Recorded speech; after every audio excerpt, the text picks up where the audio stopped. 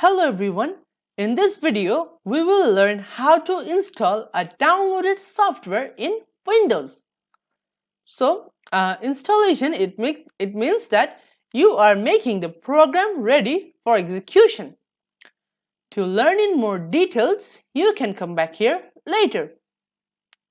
So this is how we are going to implement this video. We will press the Windows key and the E to open the file explorer, and then we will go to the downloads directory. So now let's get started. So now I am at my desktop. So what I'm going to do is press the Windows and the E. Now my file explorer is open. So I will go to the downloads directory. Then I will click on the 7-zip. Click on yes. Now I'm going to click on install. Now it is saying 7-zip is installed. So I can click on close. To verify, I'm going to go to my type here to search and then search for the 7-zip. So it is showing me the 7-zip app. So it means that the 7-zip has now been installed and it is ready to use.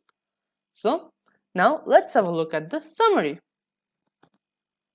So in this video, we have covered how to install a software in Windows.